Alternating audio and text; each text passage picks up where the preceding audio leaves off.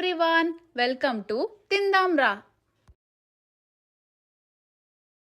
ఈరోజు మనం స్పైసీగా టేస్టీగా ఎంతో రుచిగా ఉండే ఎగ్ బిర్యానీ ఎలా తయారు చేయాలో చూద్దామండి.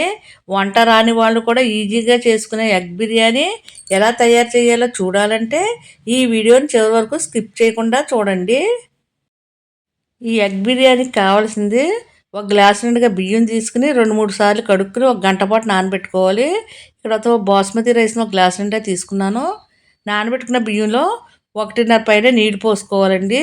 దీన్ని నేనైతే రైస్ కుక్కర్లో పెట్టేసుకుంటున్నాను. రైస్ కుక్కర్లో ఈ గిన్నె పెట్టుకుని దాంట్లో లవంగ, దాల్చిన చెక్క, సాజీర, అనాస పువ్వు, కొంచెం ఉప్పు, నూనె వేసుకున్నాను. ఇలా నూనె వేసుకోవడం వల్ల రైస్ పొడిపొడిలాడుతూ ఉంటుంది. స్టవ్ పైన ఒక కడాయి పెట్టుకుని కొంచెం నూనె వేసుకోవాలి. నూనె కాగిన తర్వాత సన్నగా కట్ చేసిన ఉల్లిపాయ ముక్కలు వేసి ఎర్రగా వేయించి తీసి పక్కన పెట్టుకోవాలి. ఇక్కడ నేను 4 ఉల్లిపాయలు వేయించి పెట్టుకున్నాను. ఒక అరడజను కోడిగుడ్లు ఒలిచి పెట్టుకున్నాను. కొంచెం పాలులో కుంకుమ పువ్వు కలిపి పెట్టుకున్నాను. ఇలా కుంకుమ పువ్వు కలిపిన పాలు వేసుకోవడం వల్ల రైస్ మరింత రుచిగా ఉంటుంది.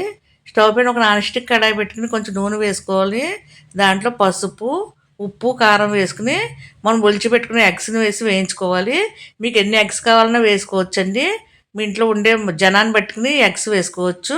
ఇక్కడ నేను 6 ఎగ్స్ తీసుకుని వేయించుకుని తీసి పక్కన పెట్టుకున్నాను. ఎగ్స్ వేయించుకున్న కడాయిలోనే మరి కొంచెం నూనె, కొంచెం బటర్ వేసుకోవాలి. ఈ బటర్ కరిగే వరకు కదుపుకుంటూ ఉండాలి. బటర్ కరిగిన తర్వాత మనం కట్ చేసి పెట్టుకున్న ఉల్లిపాయ ముక్కలు, పచ్చిమిర్చి ముక్కలు, లవంగ, యాలక్కాయ, దాల్చిన చెక్క, అనాస పువ్వు, బిర్యానీ ఆకు వేసి వేయించుకోవాలి. బిర్యానీలో మీరు ఏమేమి వేసుకుంటారో అన్నీ వేసి వేయించుకోవాలి. ఒక స్పూన్ నిండుగా అల్లం వెల్లిపాయ పేస్ట్ వేసి వేయించుకోవాలి. అల్లం వెల్లిపాయ పేస్ట్ పచ్చివాసన పోయే వరకు వేయించుకోవాలి. ఓ 2-3 టమాటాలు ఇలా మెత్తగా గ్రైండ్ చేసుకోవాలి. ఇలా చిన్నగా ముక్కలు కట్ చేసుకోవాలి. ఇక్కడ అయితే మిక్సీ పట్టుకున్నానండి, ఆ పేస్ట్ని వేసుకుంటున్నాను. ఈ టమాటా పేస్ట్ కూడా వేసి పచ్చివాసన పోయే వరకు కదుపుకుంటూ వేయించుకోవాలి. ఈ టమాటా పేస్ట్ వేయడం వల్ల పుల్లగా చాలా రుచిగా ఉంటుంది బిర్యానీ. తర్వాత దీంట్లో కొంచెం పుదీనా, కొత్తిమీర వేసుకోవాలి. పుదీనా, కొత్తిమీర కూడా పచ్చివాసన పోయే వరకు కదుపుకుంటూ వేయించుకోవాలి. ఈ బిర్యానీలో పుదీనా వేసుకోవడం వల్ల మరింత రుచిగా ఉంటుంది.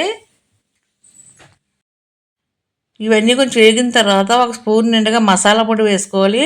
ఈ మసాలా పొడి కూడా ఈ ఉల్లిపాయ పేస్ట్లో బాగా కలిసేలా కలుపుకుంటూ వేయించుకోవాలి. తర్వాత గట్టిగా ఉండే పెరుగును ఒక 2 గరిటెలు వేసుకోవాలి. ఇలా పెరుగు వేసుకోవడం వల్ల బిర్యానీ మరింత రుచిగా ఉంటుంది. పెరుగును కూడా వేసి 2 నిమిషాల పాటు బాగా వేయించుకోవాలి. మనం రైస్ను ఉడికించి పెట్టుకున్నాం కదండి, ఆ రైస్ని ఒక ప్లేట్లో వేసుకుని బాగా చల్లారనివ్వాలి. ఈ రైస్ చూడండి పొడిలాడుతూ ఎంత బాగా వచ్చిందో. తర్వాత మనం మూత తీసుకుని దీంట్లోని టమాటా పేస్ట్ వేసాం కదా, టమాటా పేస్ట్ అంతా బాగా మగ్గే వరకు మగ్గబెట్టుకోవాలి. దీంట్లో ఉన్న వాటర్ అంతా బాగా మగ్గే వరకు మగ్గబెట్టుకోవాలి. మగ్గిన తర్వాత కొంచెం పేస్ట్ని తీసుకుని ప్లేట్లో పెట్టుకోవాలి. కడాయిలో పేస్ట్ ఉంది కదా, అది సిమ్లో పెట్టుకుని కొంచెం రైస్ వేసుకోవాలి. రైస్ కొంచెం వేసిన తర్వాత వేయించి పెట్టుకున్న ఉల్లిపాయ ముక్కలు వేసుకోవాలి. ఉల్లిపాయ ముక్కలు ఎర్రగా వేయించున్నాం కదా, ఉల్లిపాయ ముక్కలు వేసుకోవాలి.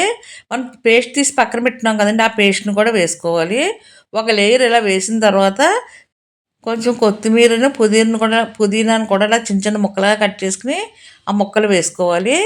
తర్వాత మనం వేయించి పెట్టున్నాం కదా కోడిగుడ్లు, ఆ కోడిగుడ్లను కూడా వేసుకోవాలి.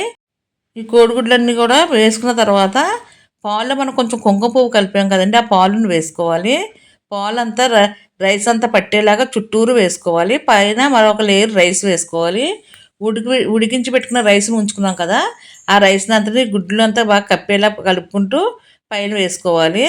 తర్వాత పైన కొంచెం కొత్తిమీర కట్ చేసి వేసుకోవాలి. అలా ఉల్లిపాయలు వేయించుకున్నాం కదా, ఆ ఉల్లిపాయలు కూడా వేసుకోవాలి. కొంచెం టమాటా పేస్ట్ మగ్గించుకున్న పేస్ట్ ఉంది, ఆ పేస్ట్ని కూడా వేసుకోవాలి.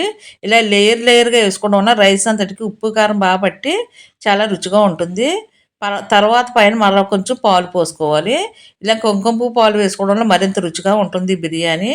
తర్వాత మూత పెట్టుకోవాలి. మూత పెట్టిన తర్వాత ఇక్కడ చిన్న హోల్ ఉందండి, హోల్లోంచి ఆవిరి పోకుండా చిన్న కప్పు పెట్టుకున్నాను. ఒక 10 నిమిషాలు సిమ్లో పెట్టుకుని బాగా మగ్గనివ్వాలండి.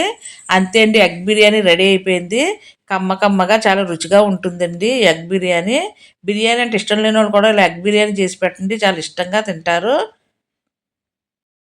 తర్వాత కింద నుంచి పైకి రైస్ని బాగా కలుపుకోవాలండి. దీనివల్ల బిర్యానీ అంతా కరెక్ట్గా కలుస్తుంది.